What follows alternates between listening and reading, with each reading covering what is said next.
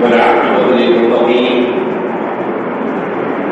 والصلاة والسلام على رسول الأمين وعلى آله وصحبه أجمعين ومن تبعهم بإحسان إلى يوم الدين. وقد قال الله تعالى في القرآن المجيد: أعوذ بالله من الشيطان الرجيم، بسم الله الرحمن الرحيم، واعبد ربك حتى يأتيك اليقين. وقال نبينا صلى الله عليه وسلم عن عائشة رضي الله عنها قالت: قال رسول الله صلى الله عليه وسلم: صدقوا وقاربوا واعلموا أن لن يدخل أحدكم عمل الجنة وإن أحب الأعمال أدومها إلى الله وإن قل. رواه البخاري وكما قال عليه الصلاة والسلام. எல்லா புகழும் நம்மையெல்லாம் படைத்து பரிபாலித்துக் கொண்டிருக்கக்கூடிய வல்லரசனான அல்லாஹ் சுப்ஹானஹு வ தஆலா புரிந்துள்ளார். அவனின் அன்பும் அருளும் சாந்தியும் சமாதானமும் ஸலவாத்தும் ஸலாமும் இவ்வுலகத்திற்கு அருள்படையாக்கப்பட்ட நபி முஹம்மது ஸல்லல்லாஹு அலைஹி வஸல்லம் அவர்களை பின்பற்றிய சத்திய சஹாபாக்கள், தாபீன்கள், தமிழ் தாபீன்கள், ஷஹதாக்கள், இறை நேசர்கள், உலகத்தில் வாழ்ந்து கொண்டிருக்கக்கூடிய முஸ்லிம் சகோதர சகோதரிகள், குறிப்பாக பலஸ்தீன் நிலப்பரப்பிலே சுமார் 190 நாட்களாக இஸ்ரேலிய அதிவேக தாக்குதலுக்கு உள்ளாக்கப்பட்டு நித்தமும் ரத்தம் சென்றிருக்கிற அலங்கோலமான நிகழ்வுகளுக்கு ஆளாக்கப்பட்டிருக்கக்கூடிய பலஸ்தீன் காசா முஸ்லிம்கள் மீதும் அல்லாஹ் சுப்ஹானஹு வ தஆலாவுடைய அன்பும் அருளும் சாந்தியும் சமாதானமும் என்றென்றும் நின்றுள்ளதாக. கண்ணியத்திற்குரிய சீவலப்பேரி கோயில் பற்றி ஜமாத்தார்களே, தாய்மார்களே, அஸ்ஸலாமு அலைக்கும் வரஹ்மத்துல்லாஹி வ பரகாத்துஹு. ரமலானுக்கு பின் நமது நிலை என்ற தலைப்பின் கீழ் எனக்கும் உங்களுக்குமான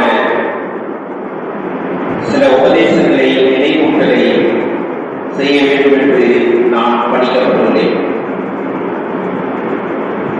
கண்ணியத்திற்குரிய சகோதரர்களே, பெரியோர்களே, தாய்மார்களே, அல்லாஹ் சுப்ஹானஹு வ தஆலா அவனை ஏற்றுக்கொண்டிருக்கக்கூடிய இறை நம்பிக்கையாளர்கள் அடியார்களுக்கு ஒவ்வொரு சந்தர்ப்பத்திலும் அந்த அடியானின் வாழ்க்கை காலம் முடிவதற்கு முன்பே அவனை மன்னிப்பதற்கும் அல்லாஹ்வுடைய பொருத்தத்தை அடைவதற்கும் ஒரு சில சந்தர்ப்பங்களை அல்லாஹ் தருவான். அந்த சந்தர்ப்பங்களில் ஒன்றுதான் ரமலான் மாதம். ரமலான் மாதம் என்பது புனிதமான மாதம். ஒரு நன்மையான காரியத்திற்கு 200 மடங்கு நன்மைகளை வாரி வழங்குகின்ற மாதம். அல்-குர்ஆன் இறங்கிய மாதம்.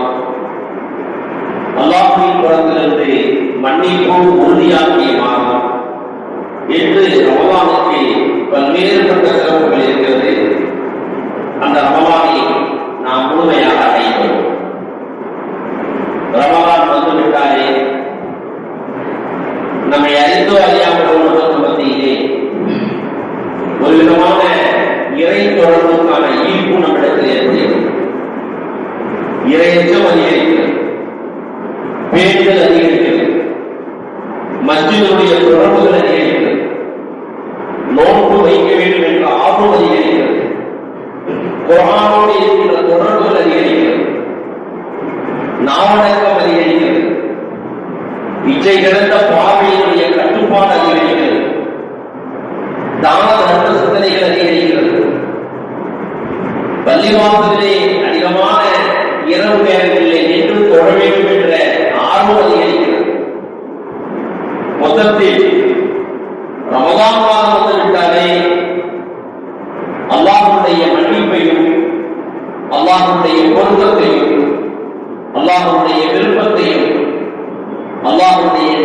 இறையச்சத்தையும் அடைய வேண்டும் என்பதில் அதிக ஈடுபாடும் கவனத்தையும் நாம் எல்லோரும் செலுத்துகிறோம். அது உண்மையான.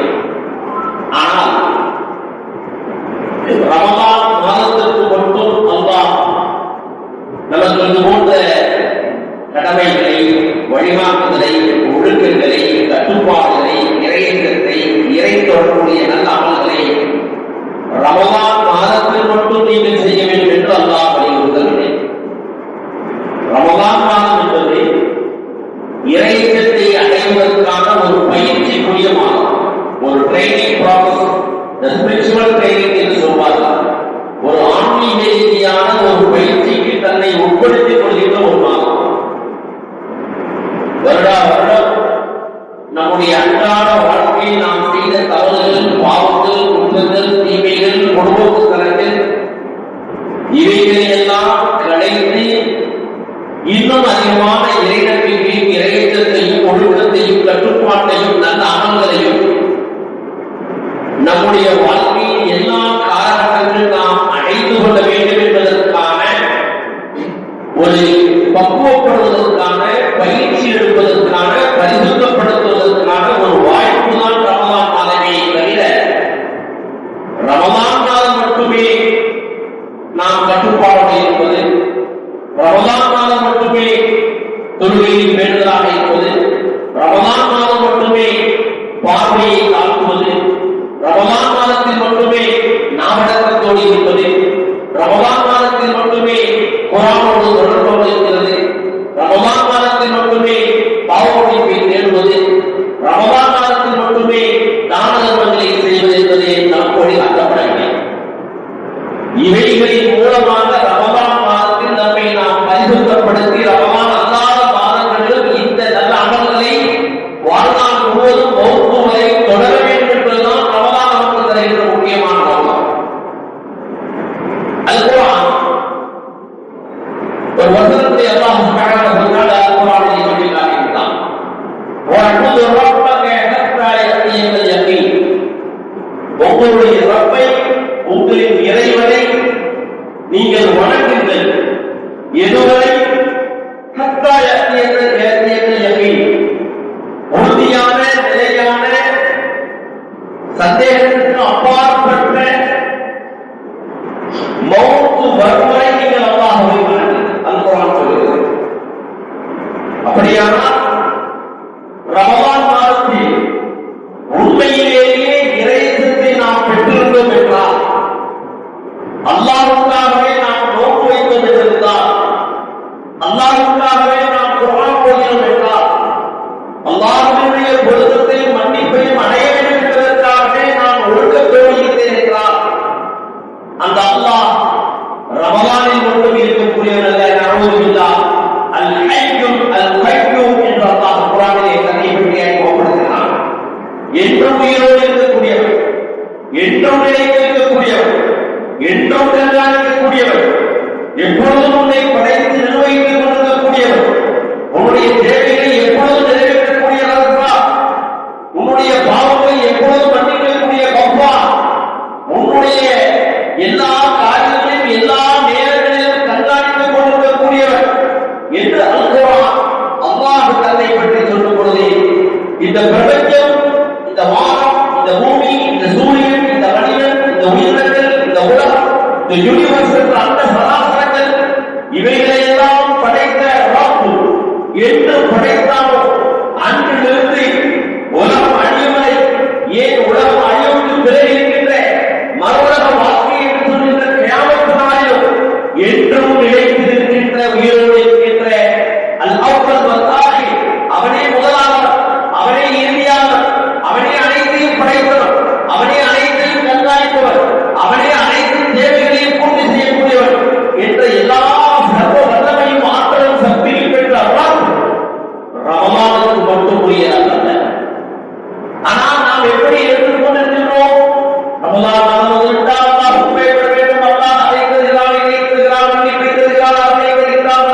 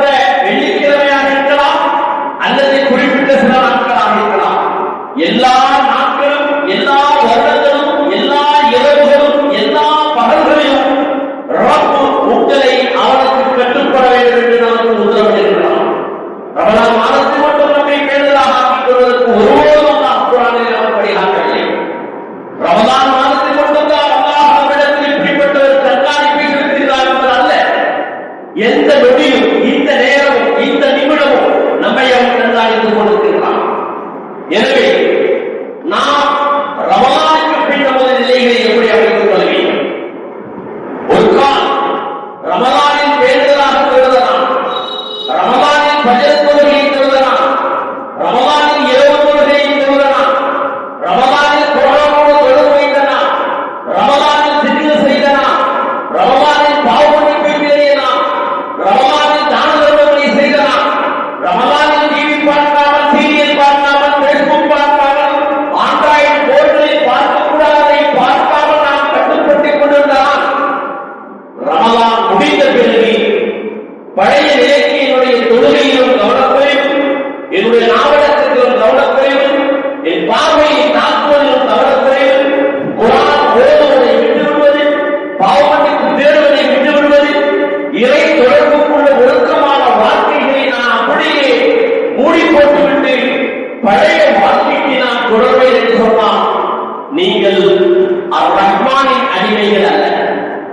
ரஹ்மான் என்ற அந்த அல்லாஹ்வின் அடிமைகள் அல்ல, ரமலானின் அடிமைகளாக நாம் இருந்திருக்கிறோம்.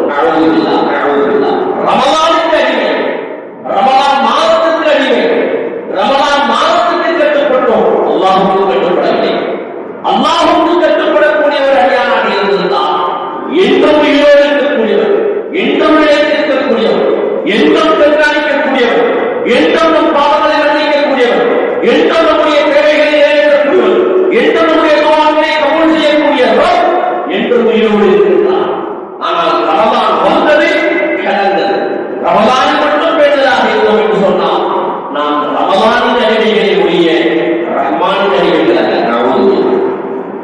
அன்பு சகோதரர்களே, குறிப்பிட்ட நாட்களில் சில வாய்ப்புகளை அல்லாஹ் தருகிறார் என்று சொன்னால் அந்த நாட்களில் மட்டும் நான் என்னை கட்டுப்படுத்திக் கொள்ள வேண்டும் என்பது அல்ல. அதுவரை கடந்த காலங்களில் நான் பலகீனமாக இருந்தேன், தவறு செய்தேன், தொழுகை விட்டேன், இந்த குர்ஆனோடு தொடர்பு இல்லை, உண்மை பேசாமல் இருந்தேன், பார்வையை தாழ்த்தாமல் இருந்தேன், ஒழுக்கக்கேடுகளோடு இருந்தேன், உறவை பேணாமல் இருந்தேன், தாழ்த்தம் செய்யாமல் இருந்தேன்.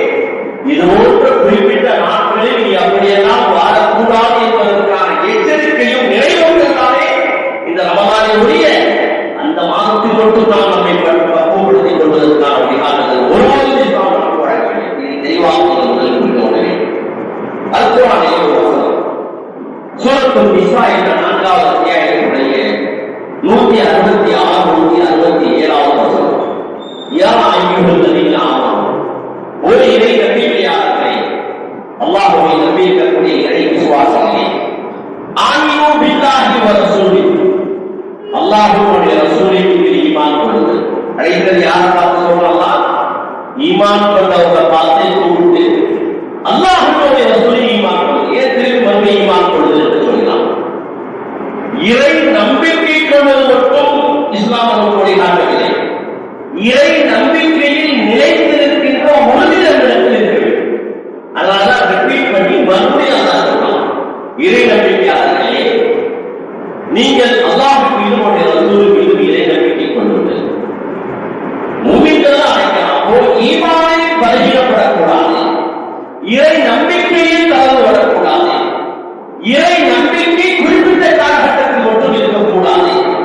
எல்லா காலத்திலும் அந்த நம்பிக்கை நிலைத்திருக்க வேண்டும், நிரப்பமாக இருக்க வேண்டும், உறுதியாக இருக்க வேண்டும் என்று அல்லாஹ் சொல்லிவிட்டு ஆமினூ பில்லாஹி வ ரசூலிஹி வல் கிதாபில் லதீ நஸல அலா ரசூலில்லதி அன்ஸல மின் கப்ல், உங்களுக்கு முன்னால் இறக்கப்பட்ட நபிமார்களுக்கு இறக்கப்பட்ட வேதத்தையும் உங்களுக்கு இறக்கப்பட்ட வேதத்தையும் நீங்கள் நம்புங்கள். அல்லாஹ்வை நம்புங்கள், அவருடைய ரசூலை நம்புங்கள், அவருடைய வேதங்களை நம்புங்கள் என்று சொல்லிக் கொண்டு அல்லாஹ் சொல்கிறான், வமன் யக்ஃபுர் பில்லாஹி வ மலாயிகத்திஹி வ குதுபிஹி வ ருசுலிஹி வல் யௌமில் ஆகிர் ஃபகத் ضل ضلالا بعيدا. ஈமான் கொண்டவரை பார்த்து ஆரம்பிச்சு அல்லாஹ் சொல்றான், இறை நம்பிக்கையாளர்களே, இறை நம்பிக்கை கொள்ளுங்கள் சொல்லிட்டு அந்த தொடர்ச்சியில கடைசியில எப்படி முடிக்கிறான்னா, வமன் யக்ஃபுர் பில்லாஹி, அல்லாஹ்வுடைய ரசூலையும் மலக்குகளையும் அவருடைய வேதத்தையும் யார் நிராகரிக்கிறார்கள், குஃபுர் என்ற வார்த்தை அல்லாஹ், காஃபிர் என்ற வார்த்தை நம்ம எல்லாரும் காஃபிர் போன்ற அல்லாஹ்வுடைய புறக்கணிக்கின்ற எதிர்க்கின்ற முஸ்லிம் அல்லாஹ் சகோதரத்தை தான் அல்லாஹ் பற்றி காட்டுகிறார்கள் என்று சொல்லுகிறோம். ஆனால் இந்த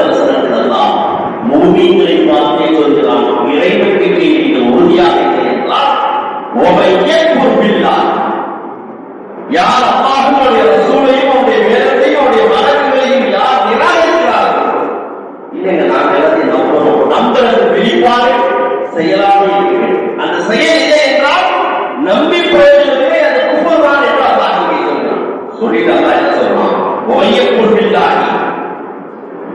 وملائكته وكتبه ورسله واليوم الآخر فقد ضل ضلالا بعيدا. யார் அல்லாஹ்வுடைய ரசூலுடைய வழக்குகளினுடைய வேதத்தையும் அவருடைய மறுமை நாளையும் யார் புறக்கணிக்கிறார்களோ மூமின்களே என்று சொல்றோம், அவர்கள் மிகப்பெரிய வழிகேட்டில் இருக்கிறார்கள். நிச்சயமாக மிகப்பெரிய வழிகேட்டில் இருக்கிறார்கள். ஈமான் என்பது குறிப்பிட்ட நாளில் இருக்கக்கூடியதல்ல, இறை நம்பிக்கை என்பது குறிப்பிட்ட நேரத்தில் இருக்கக்கூடியதல்ல. இறை நம்பிக்கை என்பது ஒரு சீசன், ரமலான் என்ற சீசனில் மட்டும் வெளிப்படுவதல்ல. இறை நம்பிக்கை என்பது பிறந்ததிலிருந்து மரணிக்கும் வரை வாழ்க்கையின் எல்லா கட்டங்களிலும், அது தனிப்பட்ட வாழ்க்கையா இருக்கட்டும், பொது வாழ்க்கையா இருக்கட்டும், அந்தரங்க வாழ்க்கையா இருக்கட்டும், ரகசிய வாழ்க்கையா இருக்கட்டும், பகிரங்கமான வாழ்க்கையா இருக்கட்டும், குடும்பமாக இருக்கட்டும், வியாபாரமாக இருக்கட்டும், அரசியலாக இருக்கட்டும், சமூகவியலாக இருக்கட்டும், குடும்பவியலாக இருக்கட்டும், இது எல்லா வாழ்க்கையுடைய எல்லா தளத்திலும் அந்த இறை நம்பிக்கை என்ற அல்லாஹ்வை நம்புவது, அவனுக்கு கட்டுப்படுவது, அவன் நம்மை கண்காணிக்கிறான், அவனுடைய வழிகாட்டுதலை பின்பற்ற வேண்டும் என்ற அந்த நம்பிக்கை என்பது குறிப்பிட்ட காலகட்டத்தில், குறிப்பிட்ட வயதில், குறிப்பிட்ட நேரத்தில் மட்டும் அல்ல, எந்தெந்த காலகட்டத்தில் காணப்பட வேண்டும் என்பதற்கு அல்லாஹ் சொல்கிறான். இந்த இறை நம்பிக்கையை யார் புறக்கணிக்கிறார்களோ, நாம் ஒன்றை புறக்கணிக்கிறோம்னா அல்லாஹ் அல்லாஹ்வை வணங்கக்கூடியவர்கள் இருக்கிறோம். இங்க அல்லாஹ் பூமியில பார்த்து சொல்றான், இன்னல்லதீன ஆமனூ சும்ம கஃபரு சும்ம ஆமனூ சும்ம கஃபரு சும்ம இஸ்தக்பரு. நிச்சயமாக எவர்கள் இறை நம்பிக்கை என்ற ஈமான் கொண்டு சும்ம கஃபரு பிறகு குஃபர் என்ற நிராகரிப்பை போக்கை மேற்கொள்கிறார்களோ, சும்ம ஆமனூ பிறகு மீண்டும் ஈமான் கொண்டு, சும்ம கஃபரு பிறகு மீண்டும் இறை நம்பிக்கையை இறை நிராகரிப்பை போக்கை மேற்கொள்கிறார்களோ, சும்ம இஸ்தக்பரு நஅூதுபில்லாஹ், அவரை நாங்கள் குஃபர் என்ற இறை நிராகரிப்பிலேயே நாங்கள் அதிகப்படுத்திடுவோம். ரமலான் ஈமான் பண்ணது பெருநாளுடைய ஈமானுக்கு மாற்றமாக செய்யணும். பிறகு பக்ரீத்துக்கு மூமின் மாதிரி வர்றது, அப்புறம் பக்ரீத்துக்கு பிறகு ஏனோ பார்க்கணும். பிறகு என்னைக்காவது ஒரு நாள் வெள்ளிக்கிழமை திடீர்னு ஞானோதய மாதிரி வர்றது, அதுக்கப்புறம் அப்படியே பள்ளிவாசத்துல உண்மையை பேசுறது, பள்ளிவாசல் வெளியில போய் புறம் பேசுறது, தொழிலுக்கு வருவது, பிறகு அறாமான வேலைகளுக்கு போவது. இப்படி ஒரு கட்டத்தில் இறை நம்பிக்கை இன்னொரு இடத்தில் புறக்கணிப்பும் இப்படி இருந்தது என்று சொன்னால் அல்லாஹ் வசனத்தை சொல்லி காட்டுகிறான். சூரிய விசாரியை பூமிகளை பற்றி தான் அல்லாஹ் பேசுகிறான். சும்மா அப்படியே நிராகரிப்பு அப்படியே அதிகப்படுத்தி நடந்து அன்பு சகோதரர்களே, மக்களுடைய ஆரம்ப காலகட்டத்தில் இறை நம்பிக்கை இறை நிராகரிப்பாளத்தை பற்றி அல்லாஹ் பேசும்போது சொல்கிறான், இப்படி அவங்க இறை நம்பிக்கை கொள்ளாம பாவத்திலும் குற்றத்திலும் புறக்கணிப்பிலும் ஈடுபட்டுக் கொண்டே இருப்பார்கள் சொன்னா அல்லாஹ் நபி ஸல்லல்லாஹு அலைஹி வஸல்லம் நபியை அப்படியே விட்டு அவங்க அப்படியே கொஞ்ச காலம் அவங்களுக்கு அவகாசம் கொடுத்து திருத்தலுக்கு பாவனை பெறுவதற்கு மீண்டும் இறை நம்பிக்கையோடு தன் வாழ்க்கையை கடைபிடிப்பதற்கு கொஞ்சம் சான்ஸ் வாய்ப்பு அப்படி உண்டு. அந்த கொடுக்கின்ற வாய்ப்பிலும் சந்தர்ப்பத்திலும் ஒரு மனிதன் தன்னை திருத்திக் கொள்ளவில்லை என்று சொன்னார். சக்கராத்து வருவதை பாவனுடைய வாசலை எல்லாம் தந்தது.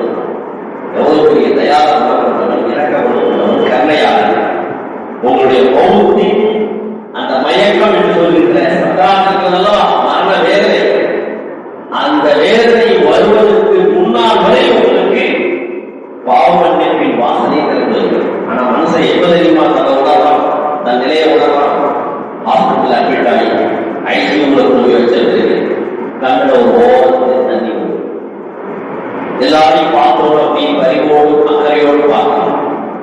சில நேரத்தில் துவா செய்கிறேன் சொல்றான். அப்போ மனதால நல்லா ஒரு மாதம் செஞ்சுக்கிறேன். அப்போ ஒரு மனிதன் தன்னை திருத்திக் கொள்வான். அந்த திருந்துதல், அந்த பாவமன்னிப்பு பெறுதல், அந்த தன்னை உணர்தலுக்கான வாசல் மூடப்பட்டு. நான் கேட்கிறேன், என்னைக்கு நமக்கு மௌத்து வரும் தெரியுமா? எப்போ மௌத்து வரும் தெரியுமா? எப்போ நான் ஏதாவது ஆகவேன் தெரியுமா? எந்த நேரமும் அல்லாஹ்வை நினைவு கொள்வது, எந்த நேரமும் அல்லாஹ்வுக்கு பயந்து வாழ்வதுதான் ஈமான் என்ற இறை நம்பிக்கையுடைய ரமலான் மாதத்தில் மட்டும் நாம் பேசலாம் என்பதல்ல. அப்படி இருப்போம் என்றால் நாம் ரமலான் மாதத்திற்கு தான் கட்டுப்பட்டவே ஒழிய அல்லாஹ்வுக்கு கட்டுப்படவில்லை. ரமலான் மாதத்திற்கு தான் நாம் பயந்தோமே ஒழிய அல்லாஹ்வுக்கு பயப்படவில்லை. அல்லாஹ்வுக்கு பயந்தது உண்மையான பயிற்சியை ரமலானில் எடுத்திருந்தால் ரமலான் அல்லாத காலகட்டங்களிலும் என்ன செய்யும்? அந்த நம்பிக்கை தொடரும். அன்பு சகோதரர்களே, மக்காவிலே அறியாமை காலகட்டத்தில் ரசூல் ஸல்லல்லாஹு அலைஹி காலகட்டத்தில் ஒரு முஸ்லிமான இணை வைக்கக்கூடிய ஒரு பெண் வாழ்ந்து கொண்டிருந்தார். ஒரு முஸ்லிமான இணை வைக்கக்கூடிய ஒரு பெண் வாழ்ந்து கொண்டிருந்தார். அந்த பெண் அவளுக்கு ஒரு பழக்கம் இருந்தது. அது என்ன பழக்கம்னா, தன்னுடைய ஜடை முடியை தானே பிரித்து தானே உறுதியாக அழகுபட தன் ஜடை முடியை பிரித்து கொள்வார். பிறகு தன் கையாலேயே மீண்டும் அவள் அந்த தன்னுடைய ஜடை முடியை ஒவ்வொன்றாக அறுத்து கொள்வார். இப்படி ஒரு அறியாமை காலகட்டத்தில் ஒரு பெண் வாழ்ந்து கொண்டிருந்தால் இதை அல்குர்ஆன் மிக தெளிவாக ஒரு வசனத்தை சுட்டிக்காட்டுகிறது. அது எப்படி சுட்டிக்காட்டுகிறது என்று சொன்னால், மிக அழகான ஒரு வசனம் அது. அதில் அல்லாஹ் சுட்டிக்காட்டுகிறான், வலா தகூனு கல்லதி ذكرت رجلها عادة توحيدها. அல்குர்ஆன் சொல்கிறது, அறியாமை காலத்துடைய அந்த ஜாஹிலியா பெண்ணை போன்று நீங்கள் ஆகிவிடாதீர்கள். இந்த ஏன் அந்த பெண்ணை திறந்து அல்லாஹ் சுட்டிக்காட்டினான்னா, அல்லாஹ்விடத்தில் செய்து கொண்ட ஒப்பந்தம் ஈமான், அல்லாஹ்தான் என்னுடைய இறைவன், அவனுக்கு நான் கட்டுப்படுவேன், அவன்தான் என்னை படைத்தான், அவன்தான் என்னுடைய ரப், அவன்தான் என் தேவையை நிறைவேற்றுகிறான், அவன்தான் என்னுடைய துஆக்களை கபூல் செய்கிறான், அவன்தான் என் பாவத்தை மன்னிக்கிறான், அவன்தான் என்னுடைய எல்லா காரியங்களையும் கண்காணிக்கிறான், அவனே எனக்கு உயிர் கொடுத்தான், அவனே என்னை வாழ வைக்கிறான், அவனே எனக்கு வாழ்வாதார தேவைகளை தருகிறான், அவனே என்னுடைய ரூஹை பறிப்பான், அவனே என்னுடைய உயிரை பறிப்பான், பிறகு அவனே எனக்கு மீண்டும் உயிரை கொடுத்து நாளை வறுமையில் எழுப்புவான், அவன்தான் என்னை விசாரிப்பான் என்ற இந்த நம்பிக்கை இருக்கிறது அல்லவா? இந்த நம்பிக்கையின் பின்னணியை தான் அல்லாஹ்வை இறைவனாக ஏற்று இதற்கு அல்லாஹ்விடத்தில் செய்து கொண்ட ஒப்பந்தம் என்று அல்லாஹ் குர்ஆனில் சொன்னான். அஷ்ஹது அல்லா இலாஹா இல்லல்லாஹ் வ அஷ்ஹது அன்ன முஹம்மதர் ரசூலுல்லாஹ் என்ற இந்த ஷஹாதத்து கலிமா இருக்கிறதே, அது அல்லாஹ்விடத்தில் நானும் நீங்களும் செய்து கொண்ட ஒரு ஒப்பந்தம், ஒரு அக்ரீமென்ட், ஒரு வாக்குமூலம். வணக்கத்துக்கு தகுதியானவர் அல்லாஹ் மீது யாரும் இல்லை என்று நான் உள்ளத்தாலும் நாவாலும் உளமாற சாட்சி சொல்கிறேன். அந்த அல்லாஹ்வின் அடியாராகவும் தூதராகவும் முஹம்மது ரசூலுல்லாஹ் ஸல்லல்லாஹு அலைஹி வஸல்லம் இருக்கிறார்கள் என்று நான் சாட்சி சொல்கிறேன். இந்த கலிமாவை சொல்வது என்பது, இந்த ஷஹாதத்து கலிமா என்பது அல்லாஹ்விடத்தில் நாம் செய்த கொண்ட ஒப்பந்தம். இதில் யாருக்கு நாம் நம்பிக்கை இருக்கிறதா? இதில் யாருக்கு சந்தேகம் இருக்கிறதா? நாம் எல்லோரும் ஷஹாதத்து கலிமாவை முடிந்த மூமின்கள் தானே, இறை நம்பிக்கையாளர்கள் தானே, லா இலாஹா இல்லல்லாஹ் முஹம்மது ரசூலுல்லாஹ் என்ற கலிமாவை சொன்னவர்கள் தானே நாம். இந்த உறுதியான ஒப்பந்தத்தை செய்த ஒருவர் அதுக்கு மாற்றமாக செயல்படுவதற்கு அல்லாஹ் ஒரு உதாரணத்தை சொல்கிறான். அந்த உதாரணம் தான் அந்த அறியாமை காலகட்டத்தில் மக்காவின் ஜாஹிலியாவுடைய பெண்ணை. ஓ மக்களே, அந்த ஜாஹிலியாவின் காலகட்டத்தில் இந்த அறியாமை பெண்ணை போன்று நீங்கள் ஆகிவிடாதீர்கள். அந்த பெண் என்ன செஞ்சா? தன்னுடைய கடைமுடியை தானாகவே இறுக்கமாக கட்டினார். பிறகு அவளே தன்னுடைய கடைமுடியை ஒவ்வொன்றாக அறுத்து விட்டார் தன் கையால். அவளை போன்று நீங்கள் ஆகிவிடாதீர்கள் அப்படின்னு என்ன சொல்றாங்களா? ரமலான் மாதத்தில் நீங்களாகவே தொழுவீர்கள், நீங்களே நோன்பு வைப்பீர்கள்,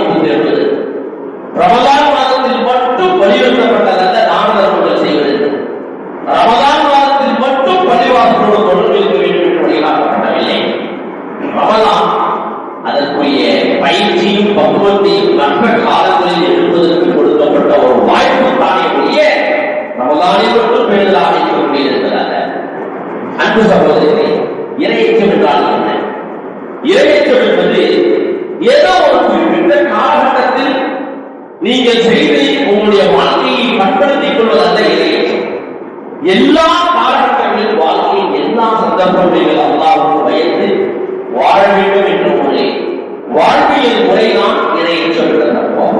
ஒரு முறை மதீனாவை தலைமையாக கொண்டு மஸ்ஜித் நபவியை தலைமையாக கொண்டு கலீஃபா உமர் ரலியல்லாஹு அவர்கள் சுமார் 10 ஆண்டு காலம் உலகின் 3 நிலப்பரப்புகளை ஆட்சி செய்தார்.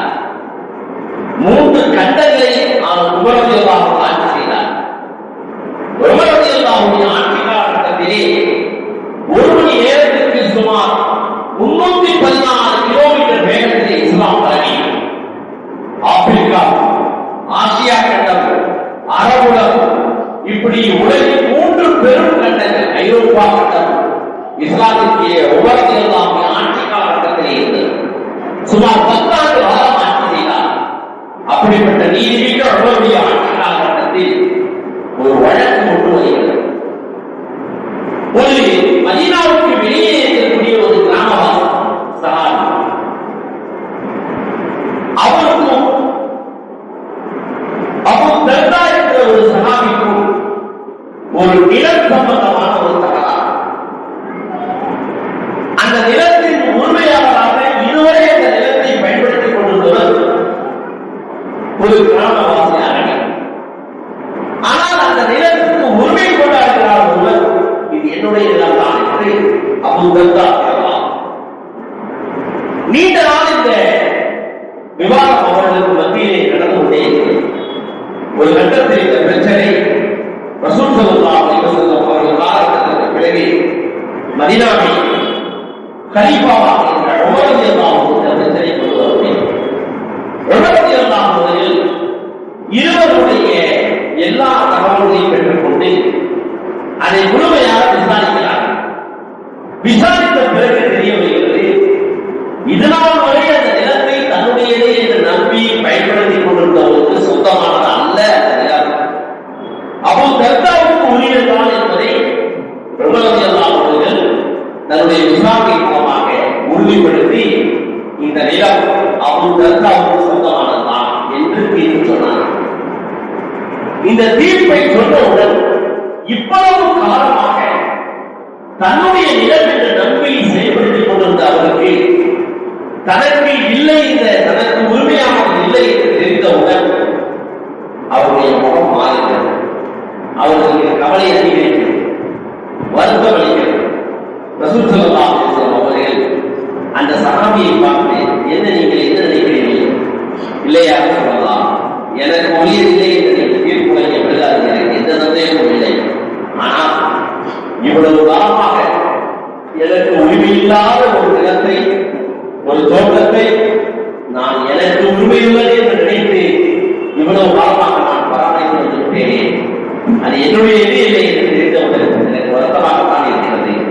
பொதுவாகவே ஒரு வழக்கில் நீதிமன்றத்திற்கு செல்லும் பொழுது தீர்ப்பு வழங்கியவுடன் அந்த தீர்ப்பால் பாதிப்படையவர்களுக்கு கவலையும் வருத்தமும் என்றுதான் செய்யும். ரசூல் ஸல்லல்லாஹு அலைஹி வஸல்லம் இப்படி ஒரு உமர் ரலியல்லாஹு இப்படி ஒரு தீர்ப்பை கொடுத்து விட்டார்கள் என்று அந்த சஹாபி உணரவில்லை.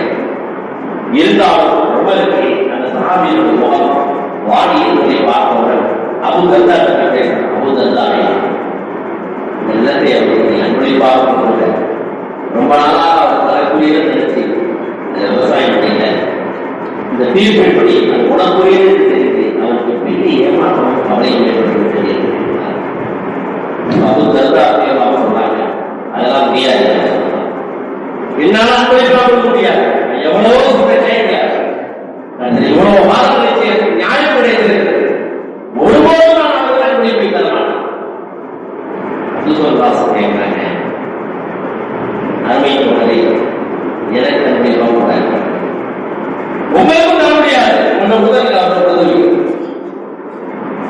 ஒவ்வொரு எல்லாம் கேட்கிறேன், எனக்கு அன்பளிப்பாக கொடுப்பா, உங்களுக்கு தர முடியாது, உங்களுக்கு தான் நீங்களே சொல்லி அவர் ரொம்ப சொல்கிறார். உங்களில் யார் அபூ தர்தாவுக்குரிய தோட்டத்தை விலைக்கு வாங்கிக் கொள்ள இன்னொரு 3வது சொன்னாங்கன்னா, அபூ தர்தாவே, நீ அவருக்கு அந்த தோட்டத்தை அன்பளிப்பாக கொடுக்கலாம்,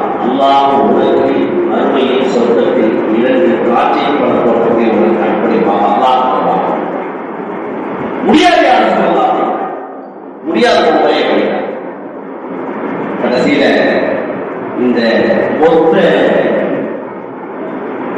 கலந்துரையாடலை கலந்து கொண்ட ஒரு சகாய் அபூ தர்தா அல்லாஹ்வுடைய உமரை கலீஃபாவை ஒரு கால் அந்த தோட்டத்தை அபூ தர்தாவுடைய தோட்டத்தை நாம் விலைக்கு வாங்கி அந்த தோட்டத்தை இதுவரை பராமரித்துக் கொண்டிருந்த அந்த பழைய உரிமையாளருக்கு நான் அன்பளிப்பாக கொடுத்தால் எனக்கு சொர்க்கத்தில் இருந்த திராட்சை தோட்டம் கிடைக்குமா அப்படின்னு கேட்கிறார். அப்போது நிச்சயம் கிடைக்கும். அவங்க போய் எனக்கு மதீனாவிலே இந்த இடத்தில் 2 தோட்டங்கள் இருக்கிறது, இந்த 2 தோட்டத்தையும் இந்த தோட்டத்துக்கு பதிலாக தந்துடுறேன், இதை எனக்கு இப்பொழுது விளைவிக்கிறார். அப்படியே அந்த தோட்டத்தில் வருத்தப்பட்டு வேதனைப்பட்டு கொண்டிருந்த அந்த அனாதைக்கு அப்படியே அன்பளிப்பாக கொடுத்தார். சொல்கிறார்கள், அபூ தர்தா சொர்க்கத்தில் இருக்கிற தோட்டத்தை இழந்துவிட்டார். அன்பு சகோதரிகளே, ஏன் இவர்கள் இந்த அளவுக்கு தன்னுடைய தோட்டத்தையே முன்வந்து கொடுப்பதற்கு முன்வந்தார்கள் என்று சொன்னால், ரசூல் ஸல்லல்லாஹு அலைஹி வஸல்லம் சபையிலே நாளை வறுமையிலே இருக்கிற பகரமாக ஒரு கிடைக்கும் என்பதற்காக இது ரமலான் மாதத்தில் நடந்த சம்பவம் அல்ல, ரமலான் அல்லாத மாதங்கள். தான தர்மங்களும் இறை நம்பிக்கைக்குரிய காரியங்களும் வெறுமனே இந்த மாதத்தில் மட்டும் நாம் செய்ய வேண்டியது அல்ல, எல்லாரும் காலகட்டம் செய்யும். ஒருமுறை இதே உலகெல்லாவுடைய ஆட்சி காலகட்டத்தில் ஒரு வழக்கு வருகிறது. ஒரு கிராமவாசி தன்னுடைய தோட்டத்துக்கு பக்கத்தில் இருந்த இன்னொரு தோட்டத்தின் உரிமையாளரை கல்லால் அடித்து கொலை செய்து விட்டார்.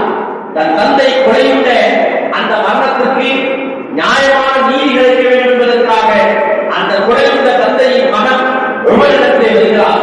உமரே, என் தந்தையை இவர் கொலை செய்து விட்டார், எனக்கு நியாயம் வழங்குங்கள் என்று வந்த நேரத்தில் உமர் விசாரித்த பொழுது இவர் கொலை செய்தது உண்மை என்று தெரிந்தது. அந்த கிராமவாசி அவரை கூப்பிட்டு கேட்டார், ஏன் நீ கொலை செய்தாய் என்று. நான் அவரை கொலை செய்ய வேண்டும் என்ற நோக்கத்திலே கல்லெறியவில்லை, என் தோட்டத்தில் அவருடைய ஆடு மேய்ந்து கொண்டிருந்தது, அதை விரட்டுவதற்காக நான் கண்டெடுத்து அடித்தேன், அது அவருடைய தலையை பட்டு அந்த தோட்டத்தில் உண்மையாக இறந்து விட்டார், நான் அவரை கொலை செய்ய வேண்டும் என்பதற்காக அதை செய்யவில்லை என்று சொல்கிறார். விசாரணையில் முடிவானது தந்தையை கொலை செய்தது இவர்தான் என்பதற்காக இஸ்லாமிய குற்றவியல் சட்டத்தின் அடிப்படையிலே அந்த கொலையாளிக்கு மரண தண்டனை கொடுக்க வேண்டும் என்று தீர்ப்பாகிறது. மரண தண்டனை விதிக்கப்பட்டுவிட்டது. லோகத்திய நேரத்தில் இந்த விசாரணை நடந்து முடிந்தது. மகரிபுக்கு முன்னால் மரண தண்டனைக்கு முன்னால் அவர் கேட்கிறார், கலீஃபா உமரே, எனக்கு நீங்கள் மரண தண்டனை விதித்து விட்டீர்கள், இந்த தண்டனை நான் ஏற்றுக்கொள்கிறேன், ஆனால் எனக்கு கொஞ்சம் நேரம் கொடுங்கள். ஏன் கேட்கிறார்? என் கிராமத்தில் என்னுடைய சிறிய தந்தையினுடைய அமானிதமான சொத்தை அவர் இறப்பதற்கு முன்னால் என்னிடத்தில் ஒப்படைத்து போனார். அவர் இறந்து விட்டார். அவருடைய பிள்ளைகளுக்கு அந்த சொத்தை ஒப்படைக்க வேண்டும். இந்த அமானிதத்தை நிறைவேற்றிவிட்டு ஓடி வருகிறது. அதுவரையும் கொஞ்சம் என்னுடைய மரண தண்டனையை தாமதப்படுத்த என்று கேட்கிறார். உமர் கேட்கிறார், நீ ஒரு கிராமவாசி, நீ எப்படி வருவாய் திரும்பி? உனக்கு நான் எப்படி எந்த நம்பிக்கையில் உன்னை நான் அனுப்புவது இருக்கிறார். அந்த கிராமவாசிக்கு மதீனாவில் யாரும் பொறுப்பெடுக்க தயாரில்லை, யாரென்றே தெரியாது, அறிமுகம் இல்லாதவர். ஆனால் மரண தண்டனைக்கு தந்தையை இழந்த மகன் சொல்கிறார், இவரை தப்பிக்க விடக்கூடாது, நீங்கள் தந்தையை கொலை செய்தவருக்கு உறுதியாக இருக்கிறார். உங்களிடத்தில் கேட்டுக்கிட்டு இருக்கிறார், கொஞ்சம் அவகாசப்படுங்கள், நீங்கள் என்னை கொலை செய்து என்று சொன்னார் அந்த அனாதையின் சொத்து அநியாயமாக தவிர்க்கப்பட்டுள்ளோம், அந்த அமானியத்தை மட்டும் நிறைவேற்றி வந்துவிட்டேன். சரி, உனக்கு யார் பொறுப்பெடுக்க இருக்கிறார்? இந்த சாமிக்கு யார் இருக்கிறார் என்று கேட்கிறார். உனக்கு பொறுப்பெடுப்பதற்கு ஒரு சார்பாக யார் ஜாமீன் கொடுப்பார் என்று கேட்கிறார். எந்த சஹாபி அவர்களே? அபூ தர் கிஃபாரி ரலியல்லாஹு அன்ஹு அவர்கள் மதீனத்து சஹாபி. இந்த கிராமவாசிக்கு தெரியாது. கலீஃபா உமரே, இந்த கிராமவாசிக்கு நான் பொறுப்பேற்றுக் கொள்கிறேன், அவர் வருவதை என்னை உங்கள் பிடியில் வைத்துக் கொள்ளுங்கள், அவர் இந்த சூரியன் மறைவதற்குள் வந்து விடுவார், நான் உத்தரவாதம் அளிக்கிறேன். உமர் கேட்கிறார், அபூதரே, எதற்காக நீ ஜாமீன் இருக்கிறாய் தெரியுமா? இவர் வரவில்லை என்றால் அந்த உரிய நேரத்தில் அந்த மரண தண்டனை உனக்கு விதிக்கப்படும் என்று சொல்கிறார். பரவாயில்லை என்று சொல்கிறார். நான் அதற்கு தயாராக என்று சொல்கிறார். இந்த நேரத்திலே அபூ தர் கிஃபாரியுடைய அந்த ஜாமீனை உமர் அவர்கள் ஏற்றுக்கொள்கிறார். ஏற்றுக்கொண்டது மட்டுமல்ல, கடைசியில் அவர் தன்னுடைய பொறுப்பை நிறைவேற்றும்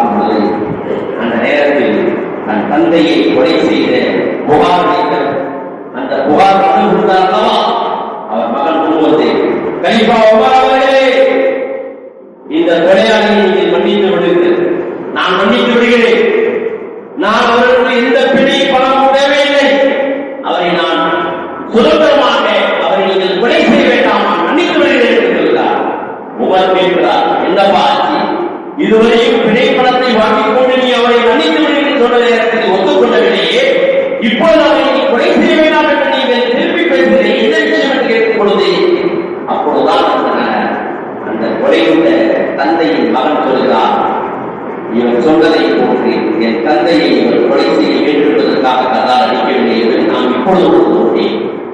அவர் உண்மையிலேயே அந்த ஆட்டை விரட்டுவதற்காக அடித்தது அவருடைய தந்தையின் மீது அந்த தரப்பட்டு விட்டது. எனவே அவர் கொலை செய்ய வேண்டும் என்ற நோக்கத்தோடு செய்யவில்லை என்பதை நான் இப்பொழுதுதான் சொன்னேன். இப்பொழுது எப்படி உணர்ந்தாய் கேட்கிறார் அவர். இவர் நினைத்திருந்தால் நிச்சயமாக இப்பொழுது நீங்கள் குழந்தைக்கு அவகாசத்திலே அவர் தப்பி ஓடியிருக்கிறார். யாரோ முகம் தெரியாத ஒருத்தர் அவருக்கு ஜாமீன் கொடுக்கிறார். தன் மீது நம்பி ஒப்படைக்கப்பட்ட அமானிதத்தை நான் நிறைவேற்றிவிட்டு அல்லாஹ்வை சந்திக்க வேண்டும் என்று நினைக்கிறார். இப்படிப்பட்ட இறையச்சம் கொண்ட ஒரு அடியானுக்கு நான் அவரை மன்னிக்கிறேன், அவர் ஒருபோது தந்தையை கொலை செய்ய வேண்டும் என்று இதை செய்யவில்லை என்று அந்த உமரின் நீதிமன்றத்திலே அந்த கிராமவாசி பாதிக்கப்பட்ட தந்தையிடம் சொல்லுகிறார். உமர் அவர்களுடைய கண்கள் கண்ணீர், மொத்த சகாபாவுடைய கண்களுக்கு கண்ணீர். உடனே அபூதர் கிஃபாரியை பார்த்து கேட்கிறார், அபூதர் கிஃபாரியே, இந்த நபரை நீ இதற்கு முன்னால் பார்த்திருக்கிறாயா? இல்லை. யாருக்கு உனக்கு தெரியுமா? தெரியாது. அப்படி இருக்க அவருடைய மரண தண்டனைக்கு நீ எப்படி ஜாமீன் கொடுத்தாய் என்று கேட்டார். அப்பொழுது அபூதர் கிஃபாரி சொல்கிறார், நிச்சயம் ஈமான் கொண்ட ஒரு சகோதரருக்கு அவருக்கு ஜாமீன் கொடுப்பதற்கு கூட இந்த சபையில் ஒரு நல்லடியாக கூட இல்லை என்று நான் மறுமையிலே இந்த சமூகத்தை பற்றி அல்லாஹ் விசாரிப்பான் அல்லவா, அதற்கு பயன்தான் அறிவுண்டான ஒருவருக்கு நான் ஜாமீன் கொடுத்தேன் என்று சொன்னார். இப்பொழுதுதான் உமர் சொல்லி எழுந்து பேசுகிறார், அநியாயமாக தன் தந்தை கொல்லப்படவில்லை, எனவே கொலையுள்ள தந்தையினுடைய மகன் கொலையாளியை மன்னிக்கின்ற இறையச்சம் கொண்டவர்கள் இந்த உலகில் இருக்கும் வரை அறிமுகமே இல்லாத மரணதண்டனை பெற்ற ஒருத்தருக்கு தான் ஜாமீன் என்று பொறுப்பெடுத்துக் கொண்ட இறையச்சம் கொண்ட பொறுப்புள்ள மனிதர்கள் இந்த உலகில் இருக்கும் வரை உமரின் நீதிமன்றத்தில் ஒருபோதும் அநியாயம் நடக்காது, இறையச்சம் கொண்ட தக்குவாதாரிகள் இருக்கும் வரை அநியாயம் ஒருபோதும் நடக்காது என்று சொன்னார். அன்பு சகோதரர்களே, நினைத்திருந்தால் அந்த கொலையாளி தப்பித்திருக்கலாம், நினைத்திருந்தால் நாமே ஜாமீனுக்கு முன்வராமல் இருக்கலாம். இந்த இறையச்சமான பொறுப்புணர்வு வெறும் ரமலான் மாதத்தில் நடந்த சம்பவம் அல்ல, ரமலான் அல்லாத மாதம் நடந்த சம்பவம். ஆக இறையச்சம் தக்குவா என்பது ரமலான் மாதத்துக்கு சொந்தமானது அல்ல, ரமலான் அல்லாத மாதங்களுக்கு சொந்தமானது. கடைசியாக சில நிமிடங்கள் உங்களிடத்தில் சில விஷயங்களை சொல்கிறேன். ரமலான் மாதத்தில் பெற்ற படிப்பினை இறையச்சம், இறை ஈடுபாடு, தொழுகை ஈடுபாடு, இஸ்லாமிய வாழ்வில் உள்ள ஆர்வம் ரமலான் அல்லாத மாதங்களில் உங்களுக்கு தொழ வேண்டும் என்று சொன்னால் ஒரு 10 விஷயங்களை உங்களுக்கு நினைவுபடுத்துகிறேன். அது வாழ்க்கையை நீங்கள் கடைபிடிக்கும். நம்பர் 1, இந்த துஆவை அல்லாஹ் குர்ஆனிலே கற்றுத்தருகிறான். ரப்பனா லா துஸிக் குலூபனா பஅத இத் ஹதைதனா வ ஹப் லனா மின் லதுன்க ரஹ்மா இன்னக அன்தல் வஹ்ஹாப். எங்கள் ரட்சகா, எங்கள் ரப்பே, எங்களுக்கு நீ நேர்வழி காட்டியிருக்கிறீர், எங்கள் உள்ளத்தை நீ வழிகேற்றி பார்த்திருக்கிறாய். ரமலானில் எங்களுக்கு நேர்வழியை காட்டினாய், ரமலானில் எங்களுக்கு நீ இறைச்சத்தை கொடுத்தாய், ரமலானில் எங்களுக்கு ஒரு பேரத்தையும் பக்குவத்தையும் கட்டுப்பாடையும் ஒழுக்கத்தையும் கொடுத்தாய்.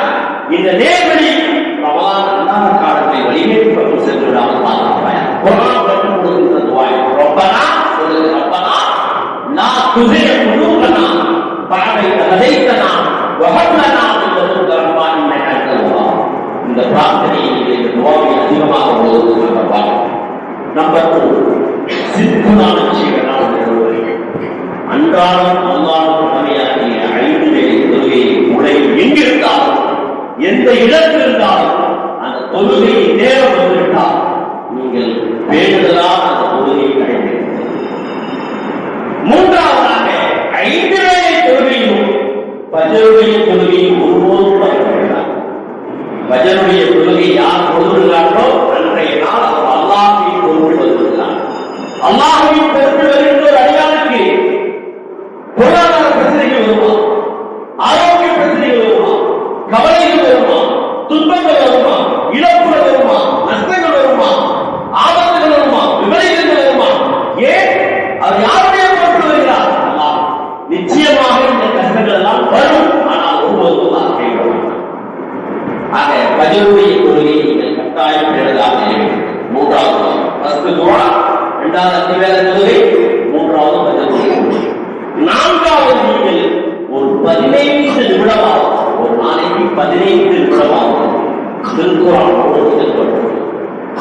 பாழடைந்த உள்ளத்தை பண்படுத்தி பிரகாசமாக்குகிறது திருக்குறானுடைய வசனம். யாருடைய உள்ளத்தில் குரானுடைய வசனங்கள் கொஞ்சம் கூட இல்லையோ அந்த உள்ளம் பாழடைந்த வீட்டுக்கு சமம் என்று ரசூலுல்லாஹி ஸல்லல்லாஹு அலைஹி வஸல்லம் சொன்னார். நம்முடைய உள்ளம் பண்படுத்த சொன்னா குரான ஓதுது, அரபிய ஓதுது, தயவுசெய்து அது வயது வித்தியாசம் பார்க்காமல் நீங்கள் வெட்கப்படாமல் அரபியை ஓதுவதற்கு இன்றைய பேசியிருக்கிறது.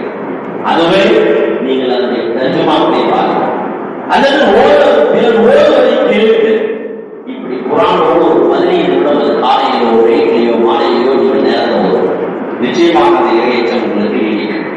4வது 5வது காலையிலும் மாலையிலும் ஒரு 10 நிமிடமாவது அல்லாஹ்வை நினைவு கூறுகின்ற அல்லாஹ்வுக்கு நன்றி செலுத்துகின்ற திக்ருகள் செய்யும். அல்லாஹ் சூரியன் உதயமாகிய பிறகு சூரியன் மறைய போகின்ற நேரத்தில் நீங்கள் அல்லாஹ்வை நினைவு கூறுங்கள் என்று அல்லாஹ் குர்ஆனில் சொல்கிறான். சுப்ஹானல்லாஹ், அல்ஹம்துலில்லாஹ், அல்லாஹ் அக்பர். அல்லாஹ்வை புகழுங்கள். அல்லாஹ்வுக்கு புகழ அல்லாஹ்வுக்கு நன்றி செலுத்த அல்லாஹ்வுக்கு அதிகப்படுத்துகிறது குர்ஆனில். லைன் ஷக்கர்தும் லஅஸீதன்னக்கும். நீங்கள் அல்லாஹ்வுக்கு நன்றி செலுத்தினால் அல்லாஹ்வுக்கு அதிகமாக ஒரு 10 நிமிஷமாவது டெய்லி அல்லாஹ்வை திக்ர் செய்வது போது. எதாவது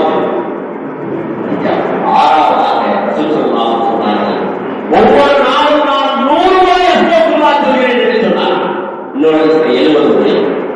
தினந்தோறும் ஒரு 100 முறை அஸ்தக்ஃபிருல்லாஹ் அஸ்தக்ஃபிருல்லாஹ் அஸ்தக்ஃபிருல்லாஹ், யா அல்லாஹ் என்னுடைய பாவத்தை மன்னிக்க உனக்கு வேண்டுகிறேன் என்று நீங்கள் உணர்வுபூர்வமாக ஈடுபாட்டோடு அக்கறையோடு நீங்கள் உட்கார்ந்து 100 முறை நீங்கள் அஸ்தக்ஃபிருல்லாஹ் நிதானமாக சொன்னீங்கன்னா 6 நிமிஷம் தான் பிராக்டிஸ் பண்ணி சொல்றோம், செயல்படுத்தி சொல்றோம். 6 நிமிஷம் தான். ஒரு வாட்ஸ்அப்ல ஒரு குரூப் எடுத்து பார்த்தோம்னா 1.5 மணி நேரம் முடியும். ஒரு பேஸ்புக் அக்கௌண்ட் ஓபன் பண்ணோம்னா 2 மணி நேரம் முடியும். சும்மா பஜெட் வெளியே போயிட்டு என்ன மக்கள் கேட்டா வெட்டி பேச்சு 1/2 மணி நேரம் முடியும். ஒரு 15 நிமிடம், ஒரு 7 நிமிடம் உங்களுடைய பாவத்தை மன்னிக்க தயாராக இருக்கின்ற அல்லாஹ்விடத்தில் அல்லாஹ் என் பாவத்தை மன்னிக்கிறேன் என்று நீங்கள் 100 முறை சொல்வதற்கு அவகாசம் இல்லை. முன்பின் பாவங்களுக்கு பாதுகாப்பதற்கு தூதர் ஸல்லல்லாஹு அலைஹி வஸல்லம் ஒரு நாளைக்கு 100 முறை அஸ்தக்ஃபிருல்லாஹ் சொல்கிறார்கள். அன்பு சகோதரரே, 7வதாக நீங்கள் அஸ்தக்ஃபிருல்லாஹ் என்ற பாவத்தை கேட்கிறீர்கள். 8வதாக நீங்கள் உங்கள் வாழ்க்கையில் மாதத்தில் ஒரு முறையாவது ஒரு நபியான நோன்பை வைப்பதற்கு முயற்சி. ரசூல் ஸல்லல்லாஹு அலைஹி வஸல்லம் வாரத்துல 2 முறை நோன்பு வைத்திருக்கிறார். நீங்களும் பிராக்டிஸ் முதல்ல மாதத்தில் ஒரே ஒரு நபி நோன்பு வைப்பதற்கு முயற்சி. மனக்கட்டுப்பாடு செலுத்தல் போடு. அன்னைக்கே நீங்கள் 8வதாக மாதத்தில் ஒரு முறையாவது நீங்கள் தஹஜ்ஜுத் தொழுகைக்கு முயற்சி. என்னைக்கு நீங்க சகசையும் உபயோகிக்கிறோம் அன்னைக்கு நிச்சயமா எடுத்து ஆகுங்க. அன்னைக்கு நீங்க சொல்லலாம். தினந்தோறும் தஹஜ்ஜுத் தொழுவது என்பது கட்டாயம் இல்லை. ஆனால் அல்லாஹ் முதல் வாரத்தில் வந்து என்னுடைய அடியாருக்கு யாரேனும் பாவம் மன்னிப்புகிறீர்களா, நான் நிறைவேற்றேன். என்னுடைய அடியாருக்கு யாரேனுடைய தேவையை கேட்கிறீர்களா, உடனே நிறைவேற்றேன். பெரும் பெரும் வல்லரசுகளை ஆட்டம் காண வைத்த அதிபயங்கர ஆயுதம் முஸ்லிம்களுக்கு அல்லாஹ் வழங்கி இருப்பது தஹஜ்ஜுத் நேரம். மழை போல உங்களுக்கு சுமைகளும் பிரச்சனைகளும் நோய் தொல்லைகளும் ஆபத்துகளும் பெருந்தோரை தூண்டுவது. நீங்க கணக்கு சரிதான ஆண்டு நீங்க உருவாக்கி எந்திரிச்சு பார்க்க அப்படியே உங்களுக்கு அனைவீடாக புரட்டி போடப்பட்ட நம்பிக்கையின் உச்சத்தை அடையும். அப்ப 8வதாக தஹஜ்ஜுத் தொழுகையை எழுதலாம். 9வதாக உங்களுடைய வாழ்க்கையில் தினந்தோறும் நீங்கள் சதகா என்ற தர்மங்களை செய்வதற்கு முயற்சி. சதக்காங்கிறது சகாத்தான் செல்வதற்கு கொடுக்கக்கூடியது. சதக்காங்கிறது எல்லோரும் கொடுக்கக்கூடியது. உங்களுக்கு 2 ரூபாய் இருந்தா 50 காசு கொடுக்கும். ஆனா தினந்தோறும் காசு கொடுப்பது மட்டுமல்ல சதக்கா. ஒரு டீ வாங்கி, ஒரு உணவு கொடுப்பது, ஒரு ஆடை கொடுப்பது, ஒரு ஆலோசனை சொல்வது, பாதையில் இருக்கக்கூடிய பொருட்களை அகற்றுவது, ஏதாவது ஒரு தர்மத்தை தினந்தோறும் செய்ய வேண்டிய காரணம் சொன்னார்கள். சதக்கா தான் விதி இருக்கிற ஆபத்தை கருத்து. கலாக்கரில் எழுதப்பட்ட ஆபத்துகளெல்லாம் அதை மாற்றி அமைக்கின்ற சக்தி எதற்கு இருக்கிறது? சதக்கா என்ற தர்மம். தினந்தோறும் சதக்கா செய்யக்கூடிய பழக்கத்தை கொண்டு 10வது நீங்கள் உங்களுடைய ஈமானை